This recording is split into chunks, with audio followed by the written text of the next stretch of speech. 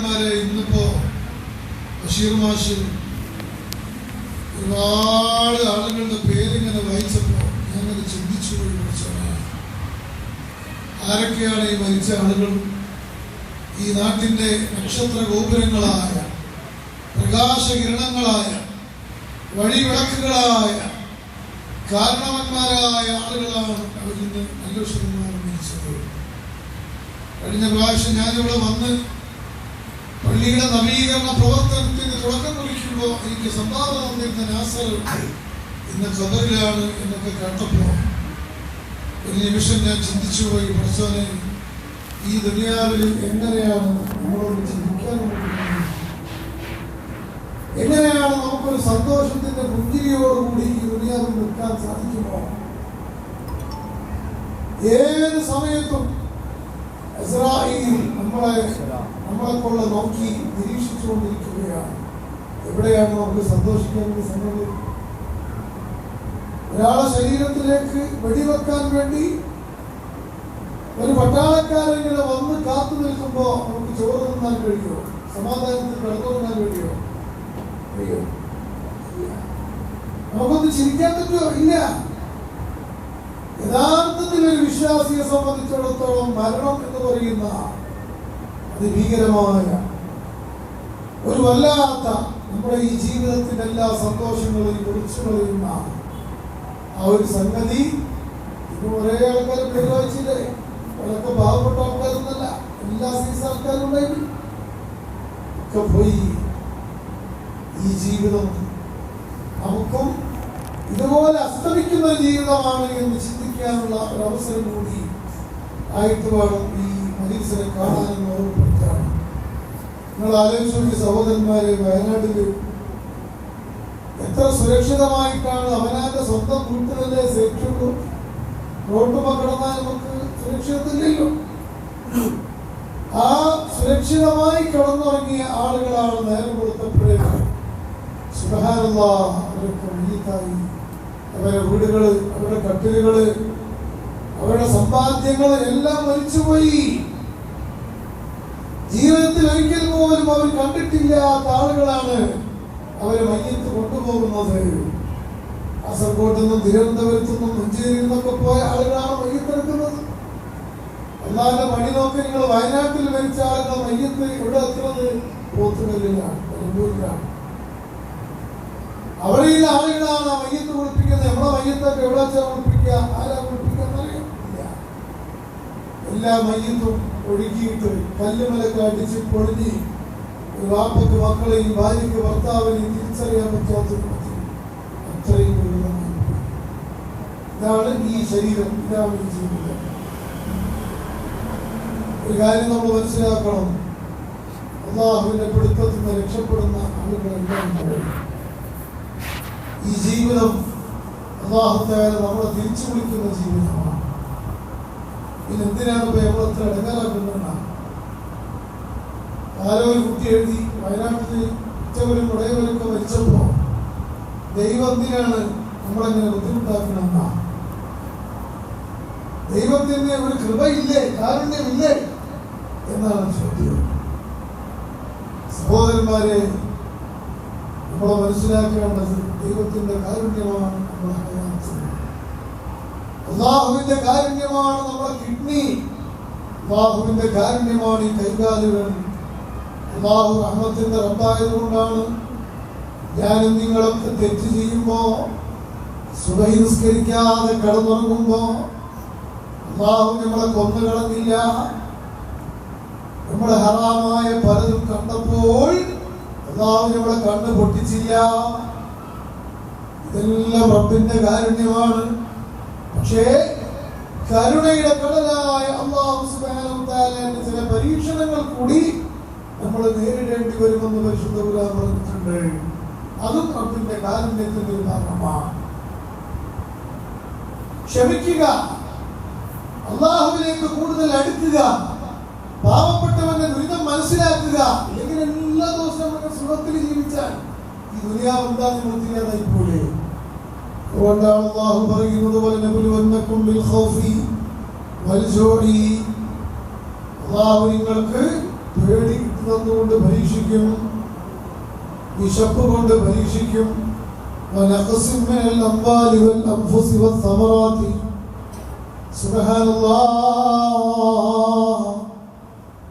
നിങ്ങളുടെ കൂട്ടുകുടുംബങ്ങളെ, പച്ചയായ ശരീരങ്ങളെ, യാതൊരു രോഗവും ഇല്ലാത്ത ശരീരങ്ങളും പ്രായമാകാത്ത ശരീരങ്ങളും അല്ലാഹു പിടിച്ചു കൊണ്ടുപോകും. നിങ്ങളെ സമ്പത്തിനുള്ള ചെയ്തികളെയും ബിസിനസ്സിലുള്ള പൊളിച്ചു കളയും. ഇങ്ങനെയുള്ള പരീക്ഷണങ്ങൾ അല്ലാഹുവിൽ നിന്ന് ഉണ്ടാകും എന്ന് അല്ലാഹു നമ്മളോട് പറഞ്ഞത് അല്ലാഹുവിന്റെ ഇല്ലാതിരിക്കുമ്പോഴാണ് ഉള്ളവന് ഇല്ലാത്തവനെ കുറിച്ചുള്ള ചിന്ത ഉണ്ടാവുള്ളൂ. പിടുത്തപ്പെട്ട ജീവിതത്തിലേക്ക് പോവാതിരിക്കാനും റബ്ബിനെ ഓർക്കാനും ചിലപ്പോൾ ചില പരീക്ഷണങ്ങളൊക്കെ വേണ്ടി വരും.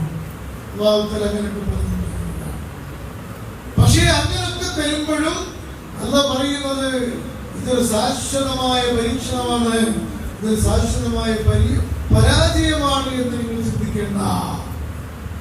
നിങ്ങളെന്താ ചെയ്യേണ്ടത്? ഇതിനെ അതിജയിക്കാനുള്ള ക്ഷമ നിങ്ങളുടെ മനസ്സിൽ വേണം. എങ്ങനെയാണത്? എന്റെ റബ്ബ് എല്ലാം അല്ലാഹു നൽകിയതാണ്, എല്ലാം അല്ലാഹു കൊണ്ടുപോയി. എന്റെ വാപ്പൻ അല്ലാഹു നൽകിയതാ, എന്റെ മക്കൾ അല്ലാഹു നൽകിയതാണ്. അല്ലാഹു തിരിച്ചു വിളിച്ചു, അല്ലാഹു കൊണ്ടുപോയി. അല്ലാഹു എന്തെങ്കിലും ഖൈർ കണ്ടിട്ടുണ്ടാവും എന്ന് മനസ്സിലാക്കുക, നമ്മൾ ക്ഷമിക്കുക. അതാണ് പറയുന്നത് വബശ്ശിരി സ്വാബിരീൻ, വബശ്ശിരി സ്വാബിരീൻ.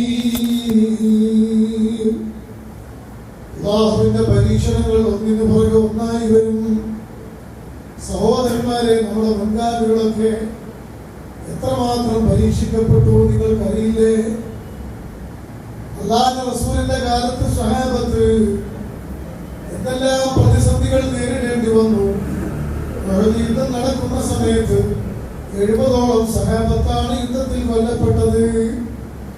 എന്തേ? അല്ലാഹു സുബ്ഹാനഹു വ തആലക്ക് അവരെ രക്ഷിക്കാൻ കഴിയില്ലേ? അല്ലാഹുവിന് വേണ്ടിയല്ലേ സഹാബത്ത് പണിയെടുത്തത്? അല്ലാഹുവിന് വേണ്ടിയല്ലേ യുദ്ധത്തിനിറങ്ങിയത്? അല്ലാഹുവിന് കഴിവില്ലാത്തത് കൊണ്ടല്ല, അതെല്ലാം അല്ലാഹുവിന്റെ ഖദാഅാണ്, തീരുമാനമാണ്. വിജയവും പരാജയവും റബ്ബ് തരുന്നതാണ്.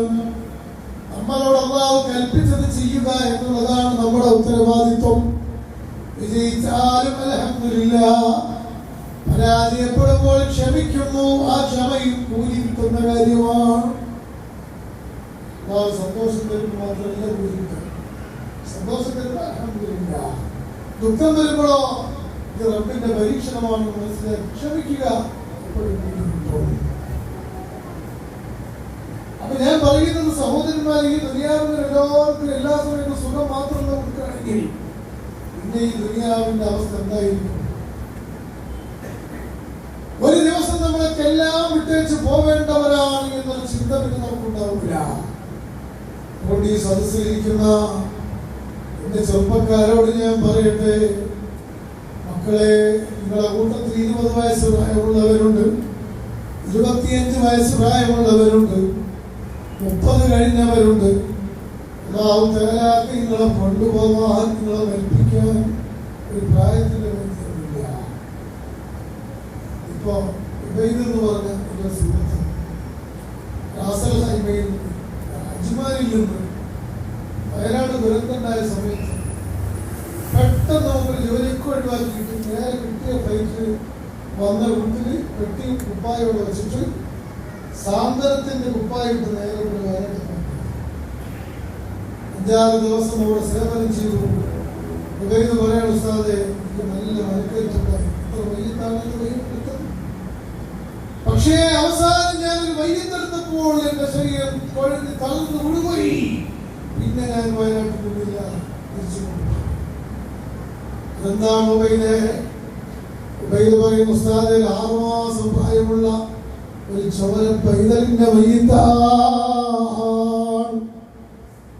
ആ കുഞ്ഞുമോന്റെ മുഖം കണ്ടപ്പോ, ആ മകന്റെ മുഖം കണ്ടപ്പോ എന്റെ കാലുകൾ, എന്റെ കൈകൾ തളർന്നുപോയി.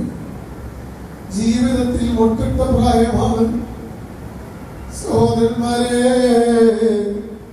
അല്ലാഹുവിന്റെ തീരുമാനങ്ങളെ നേരിടാനും പരീക്ഷണങ്ങളെ നേരിടാനും ലോകത്തൊരു സയൻസിനും ഒരു ആരോഗ്യത്തിനും ഒരു സമ്പത്തിനും ഒരു സ്വാധീനത്തിനും ഒരു അധികാരത്തിനും ഒരാൾക്കും സാധിക്കുകയില്ല.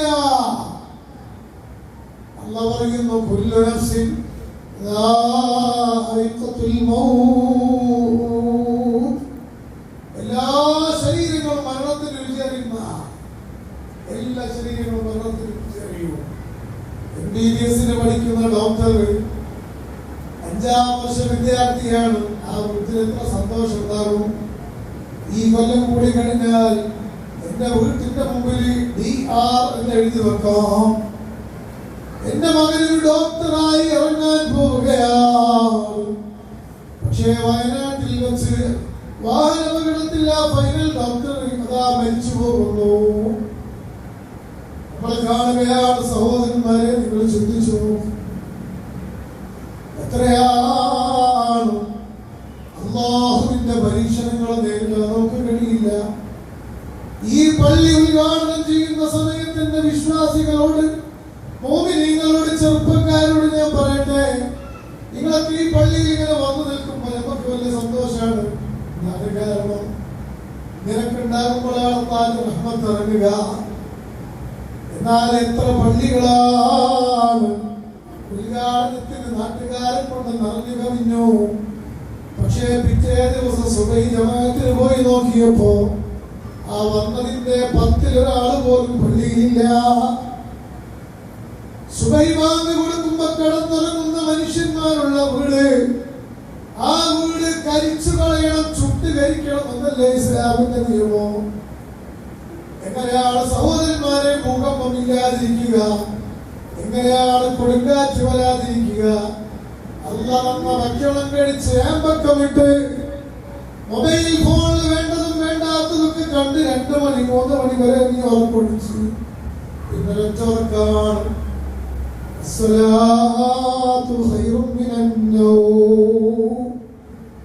സഹോദരന്മാരെ, അന്യ സ്ത്രീകളുമായി ചാറ്റ് ചെയ്യുന്നവരുണ്ട്, അന്യ പുരുഷന്മാരുമായി ചാറ്റ് ചെയ്യുന്നവരുണ്ട്, വേണ്ടാത്തത് പലതും കണ്ടുകൊണ്ട് സമയം കളയുന്നവരുണ്ട്. ഒരു കാര്യം നിങ്ങൾ മനസ്സിലാക്കിക്കോ, ഇതിനെ കുറിച്ചെല്ലാം ചോദ്യമുണ്ടാകുന്നതാണ്. അല്ലാഹു ഖുർആനിൽ പറയുന്നു, ഇന്നസ്സമഅ വൽ ബസർ, ഇന്നസ്സമഅ വൽ ബസർ, ഇന്നസ്സമഅ വൽ ബസറ വൽ ഫുആദ്. നിങ്ങളെ കണ്ണ്, നിങ്ങളെ കാത്, നിങ്ങളെ ഹൃദയം എല്ലാം ചോദ്യം ചെയ്യപ്പെടുന്നതാണ്.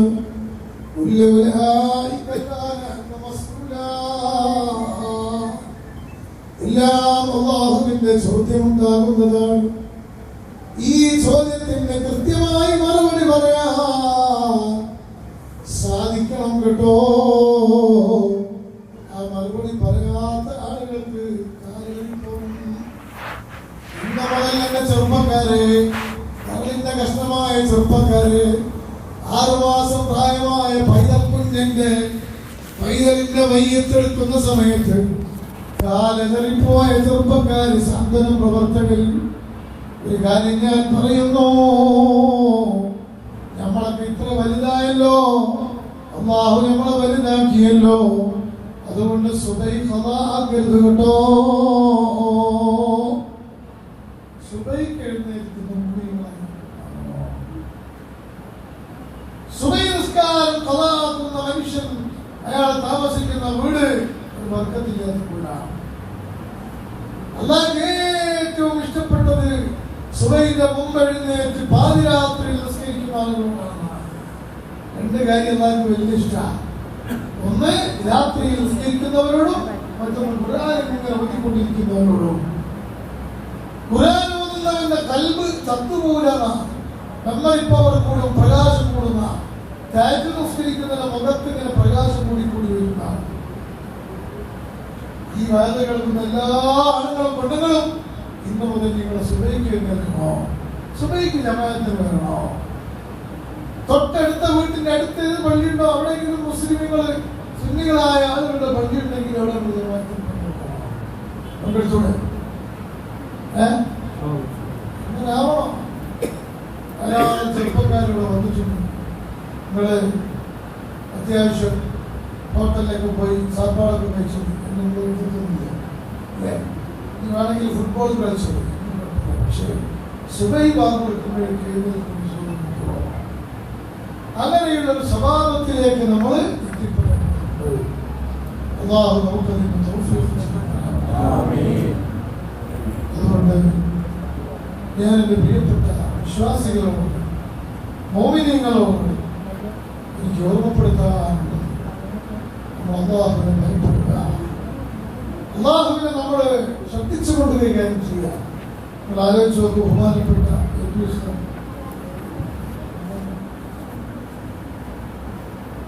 ബഹുമാനപ്പെട്ട സുൽത്താനിൽ എന്തായാലും ബേപ്പിസാനേക്കാൾ കൂടുതൽ വയസ്സുകാർ ബഹുമാനപ്പെട്ട ശൈഖുന അന്തപുരം ഉസ്താദ് 90 വയസ്സിലേക്ക് ഏകദേശം കുറിച്ചു. അതിന് പുറമെ പ്രായം കൊണ്ടുണ്ടാകുന്ന അനാരോഗ്യം, അതിനു പുറമെ രോഗം, ഒരു മനുഷ്യന്റെ വാർദ്ധക്യവും അസുഖങ്ങളൊക്കെ വരുമ്പോൾ എവിടെ ചെയ്യല്? പാപ്പാന്റെ പണിയൊക്കെ തൽക്കാലം സ്റ്റോപ്പ് ചെയ്ത് ഈ മക്കളെ നോക്കേണ്ടതെന്ന് പറയും. വീട്ടിന്റെ കാര്യം, കുടുംബത്തിന്റെ കാര്യമൊക്കെ മക്കളെ ഏൽപ്പിച്ചിട്ട് പാപ്പ പള്ളിയിൽ കൊണ്ടുവരാം. ബഹുമാനപ്പെട്ട എ.പി. ഉസ്താദിന്റെ ജീവിതത്തിൽ വിശ്രമമെന്നറിയാത്ത ശൈഖുന സമുദായത്തിന്റെ മസ്ലഹത്തിന് വേണ്ടി വലിയ ഭാരങ്ങൾ വീണ്ടും വീണ്ടും വീണ്ടും ഇപ്പോൾ ഏറ്റെടുത്തുകൊണ്ടിരിക്കുക.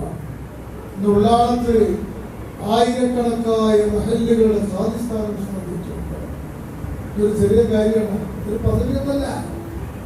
ഓരോ മഹല്ലിലും ഓരോ വിഷയങ്ങൾ ഇടപെടേണ്ടി വരും.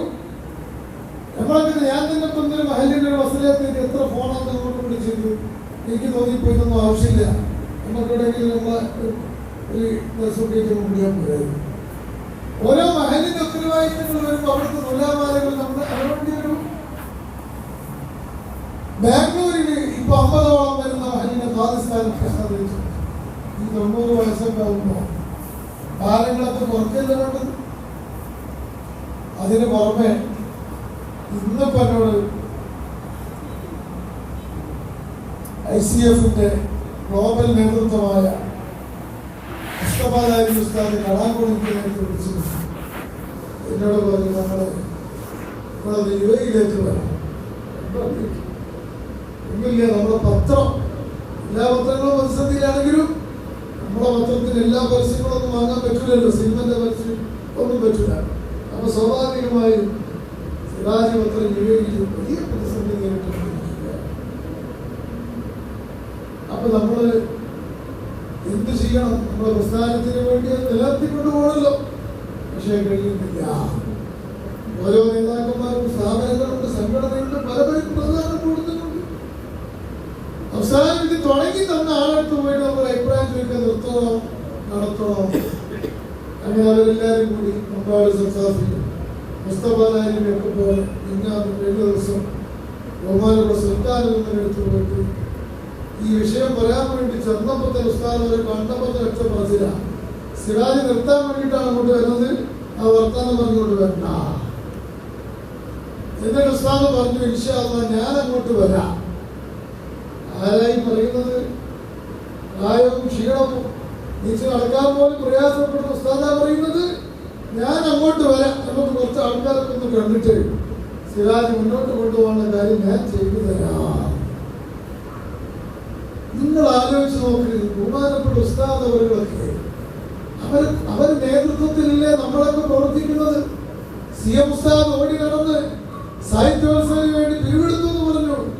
ഇതാണ് നമ്മുടെ നേതൃത്വം. പ്രസ്തുതക്കാരനല്ല.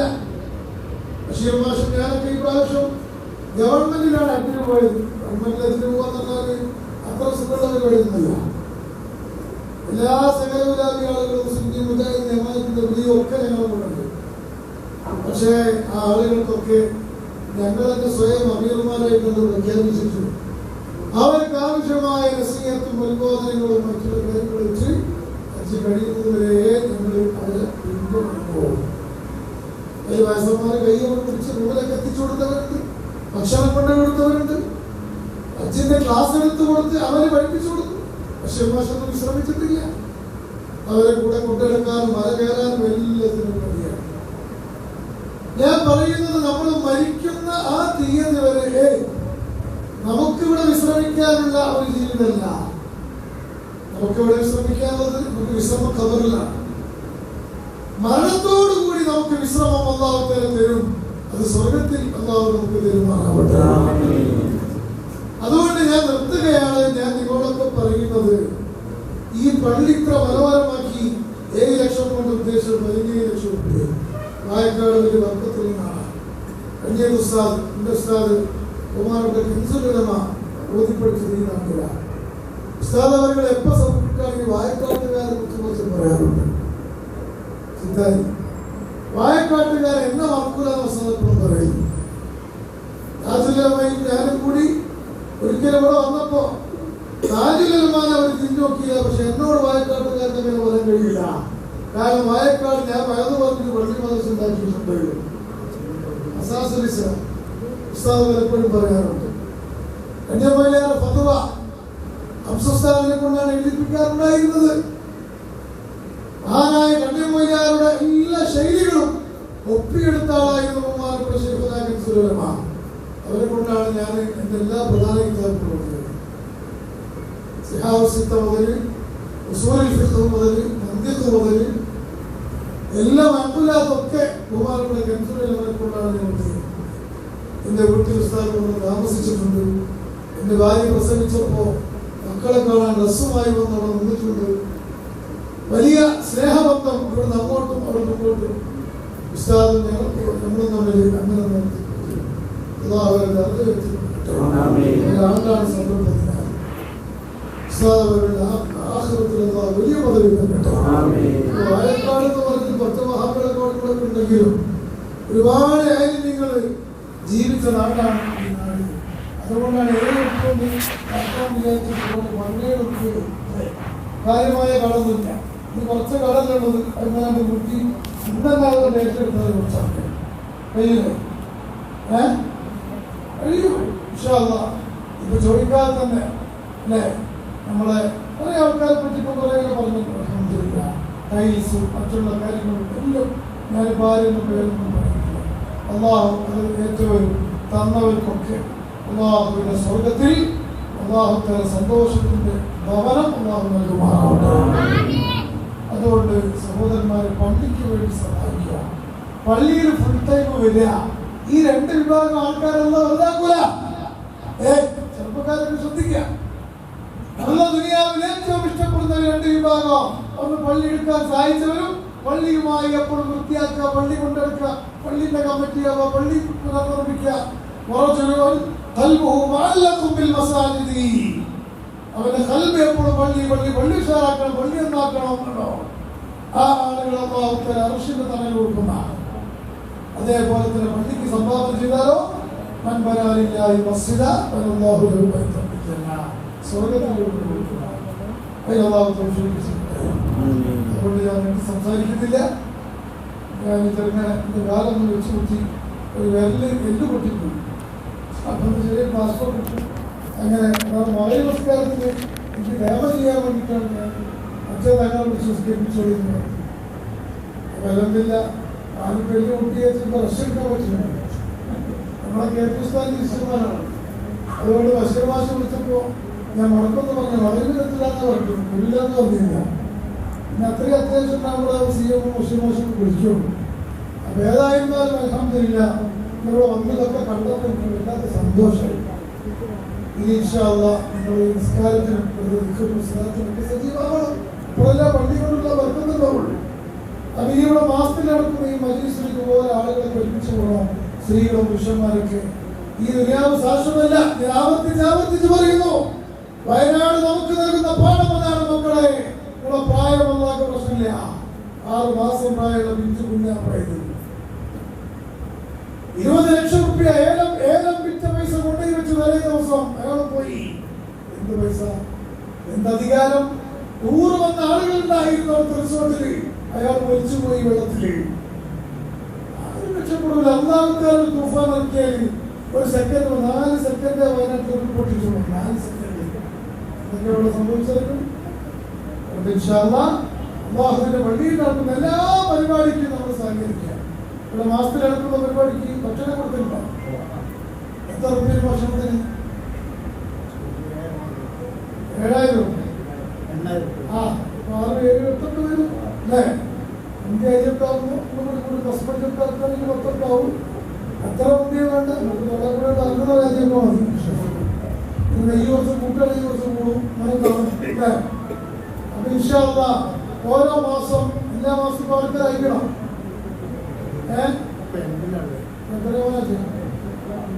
നമ്മളെ ഇതിന്റെ ഭാഗ്യമാണ്.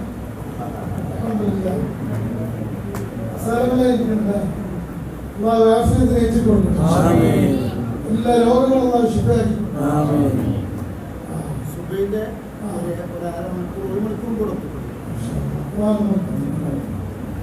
മരിക്കുന്നവരെ ആഫിയത്ത് വെച്ചുകൊണ്ട് ജമാഅത്തിന് പള്ളിയിലൊന്നും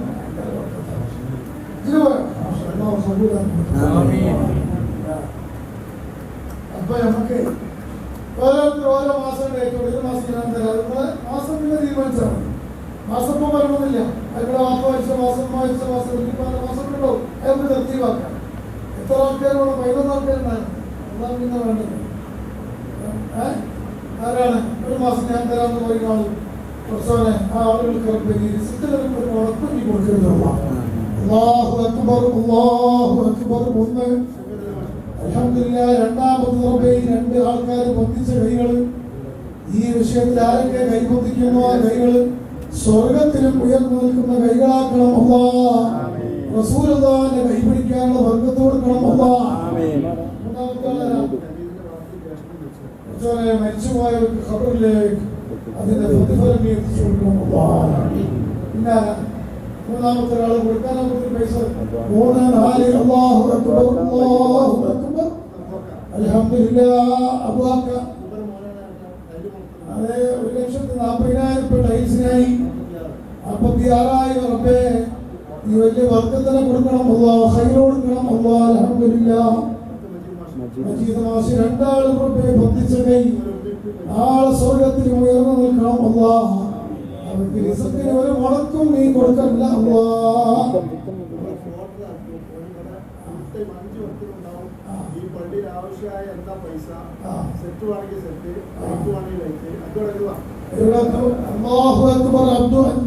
ഒരു 5-ാമത്തെ ആൾ അൽഹംദുലില്ലാഹ്. അല്ലാഹുവേ നീ ഖബൂലാക്കണം അല്ലാഹ്. നീ സ്വർഗത്തിലെ ഭക്ഷണം കഴിക്കാനുള്ള ഭാഗ്യം അബ്ദുവിനും ഇവിടെ പറഞ്ഞ എല്ലാവർക്കും നീ കൊടുക്കണം അല്ലാഹ്. 5 ആളായി സ്വർഗത്തിലെ ഭക്ഷണം കഴിക്കാൻ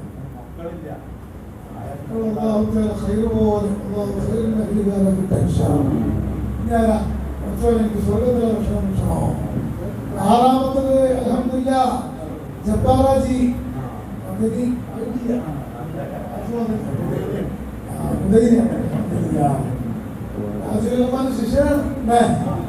അൽഹംദുലില്ലാഹ്. അല്ലാഹു ജബ്ബാറാജിക്ക് ഖൈറും ബർക്കത്തും കൊടുക്കട്ടെ. ഉമ്മാന്റെ രോഗം ശിഫയാക്കി കൊടുക്കണം അല്ലാഹ്.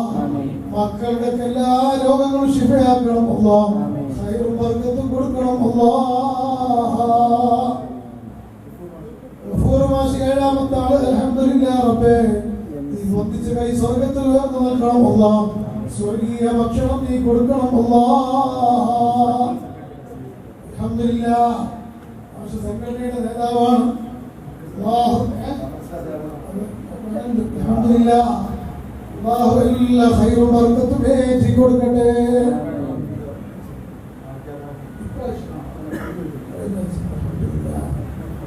അൽഹംദുലില്ലാഹ്. അല്ലാഹു ഖബൂലാക്കട്ടെ.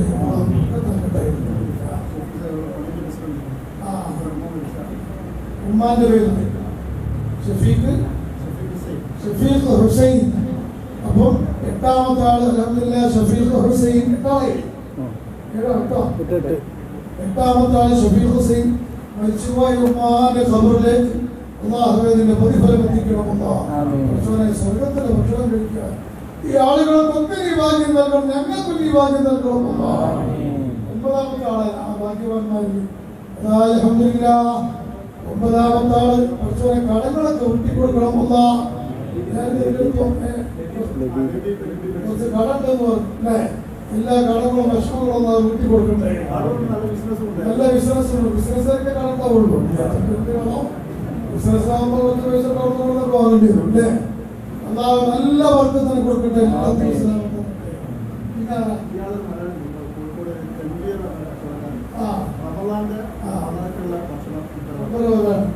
ഭക്ഷണം തീരുണ്ടോ? റമദാനിലെ ഭക്ഷണം ഉപയോഗിച്ചു. അൽഹംദുലില്ലാഹ് തൻവീർ സാഹിബിന്റെ വക റമദാനിന്റെ ഭക്ഷണം എത്ര റുപ്യാണെങ്കിലും അല്ലേ, അത് എത്ര പൈസ ആണെങ്കിലും അൽഹംദുലില്ലാഹ് കബൂലാക്കട്ടെ. അതിന് കാരണക്കാരായ സാഹിബ്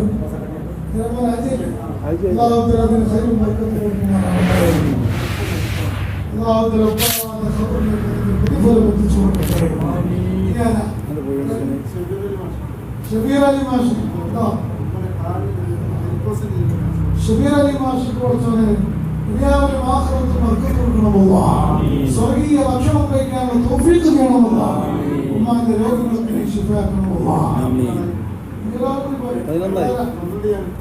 മാഷാ അല്ലാഹ്. മാസ്റ്റർ എന്ത് പറഞ്ഞാലും ഒന്നും ആദ്യം പറഞ്ഞാണ്. അൽഹംദുലില്ലാഹ് ബഷീർ മാഷ് അൽഹംദുലില്ലാഹ് നമ്മളെപ്പോലെ ഒരു നേതാവ് മാത്രമല്ല, എന്താണോ നമ്മളൊക്കെ ചെയ്യുന്നത് അതിലൊരു പങ്കാളിത്തമാണ്. അല്ലാഹു ആ ഒരു ഹിദ്മത്തുകളൊക്കെ ആഖിറത്തിൽ പഠിച്ചവനെ നിങ്ങൾക്ക് വലിയ അംഗീകാരമുള്ള ഹിദ്മത്തായി സ്വീകരിക്കണം. ഏറ്റവും മുഴുവൻ ആളുകൾക്കൊക്കെ ഈ സ്വർഗീയ ഭക്ഷണം കൊടുക്കണം. ഈ ആഖിറത്തിൽ വെളിച്ചം നൽകണം. ഇനി നമ്മളെ കളത്തിലേക്ക് ഇൻഷാ അല്ലാഹ് ആരെങ്കിലൊക്കെ 20,000 25,000 1 ലക്ഷം ആരെങ്കിലും ഉണ്ടെങ്കിൽ ഞാൻ കൊടുക്കാമെന്ന് പറഞ്ഞാൽ ഇൻഷാ അല്ലാഹ് നിങ്ങൾക്കുള്ള കടം അല്ലാഹു ഇൻഷാ അല്ലാഹ് എല്ലാ കടം അല്ലാഹു ഇൻഷാ അല്ലാഹ്. പള്ളിന്റെ കടല്ലാതെ നമ്മൾ ആരെ കട അല്ലാതെ കടലൊക്കെ വിട്ടുകൊണ്ടേ. അപ്പൊ എനിക്ക് ആരെങ്കിലും തരാൻ ഉദ്ദേശമുണ്ടോ? 25 50 ഞാൻ തരാം. കിട്ടാണെങ്കിൽ പള്ളിയിലാവും ഇൻഷാ അല്ലാഹ്. എന്നെങ്കിൽ ഇപ്പൊ പറഞ്ഞാൽ എനിക്ക് പിന്നെ പറഞ്ഞാലും മതി ഇൻഷാ അല്ലാഹ്. ഇതിനു വേണ്ടി പറഞ്ഞതല്ല, ഞാൻ സൂചിപ്പിച്ചത് മാത്രം. അല്ലാതെ കടം കൂട്ടുന്ന ആൾക്കാർക്ക് അതിന്റെ റഹ്മത്തും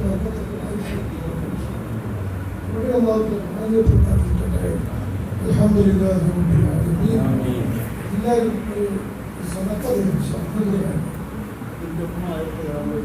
അല്ലാഹ് റസൂലേ ബഷീർ മാഷ് ഇത് പെണ്ണുങ്ങളെ വെച്ചിട്ടുണ്ടായിരുന്ന പ്രശ്നമായി. ബഷീർ മാഷ് ജീവിക്കും. ബഷീർ മാഷ് മക്കളും പേരക്കുട്ടികളും എല്ലാവരും ഒക്കെ സുന്നത്തിജമാഅത്തിന്റെ അഖീദ നിലനിർത്തുന്ന കുടുംബമാക്കണമെന്നോ അവർക്ക് സ്വർഗത്തിൽ എല്ലാവരും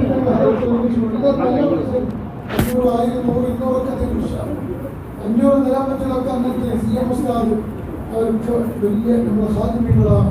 അവർക്കൊക്കെ വർക്കത്തിൽ ആസ്പത്രിയിൽ വിളിച്ചിരുന്നു. മെഡിക്കൽ കോളേജിലാണെന്ന് പറഞ്ഞു. ശിഫയാക്കി കൊടുക്കണം. ശിഫയാക്കി കൊടുക്കണം.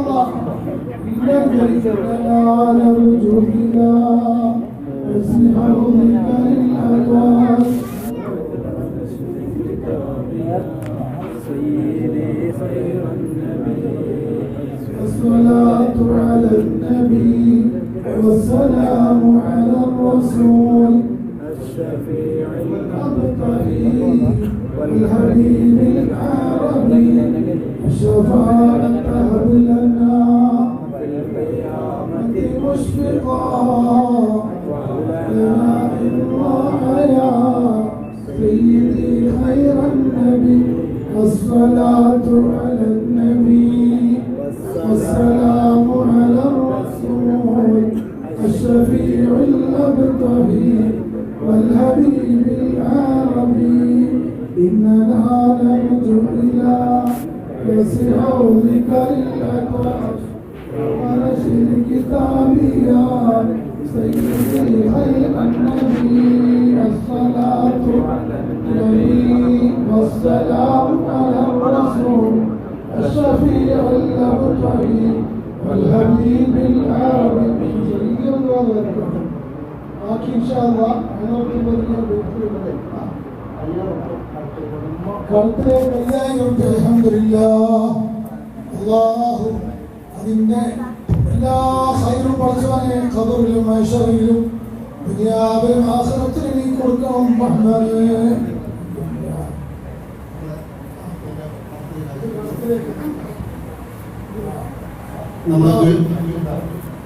നമ്മുടെ സ്ഥാപനത്തിൽ പ്രവർത്തകൻ ഷരീഫ് ഉസ്താദ് വിദേശത്ത് ഒരു പര്യടനത്തിന് പോയിട്ട് അതിൻ്റെ ഇടയ്ക്ക് ചിലവൊക്കെ കഴിച്ചിട്ട് ഏകദേശം 2.5 ലക്ഷം രൂപയോളം അവിടെ നമ്മൾ പ്രവർത്തകന്മാർ കൊടുത്തിട്ട് എല്ലാ ചിലവും കഴിച്ചതിന് ശേഷം അതിനൊക്കെ ദ്വാരം ഉൾപ്പെടുത്തണം. അൽഹംദുലില്ലാഹി റബ്ബിൽ ആലമീൻ. ويوافي نعمه ويكافئ مزيدا.